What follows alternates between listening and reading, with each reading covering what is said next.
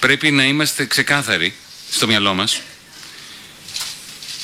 ότι υπάρχει μια τεράστια διαφορά μεταξύ των θεσμοθετημένων θεσμών, αλλά να ξεκαθαρίσουμε, να διαχωρίσουμε αυτό από μια επιτροπή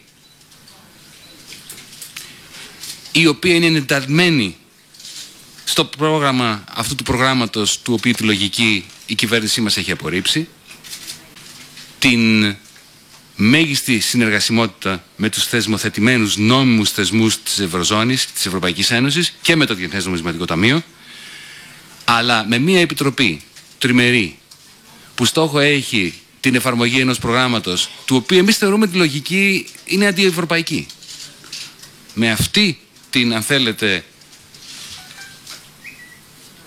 Ναι, καλημέρα. Παοξίσαι. Τα συμφραζόμενά μου, τι καταλαβαίνεις? Επειδή... Ποια συμφραζώ, αφού δεν είπες τίποτα ρε φίλε.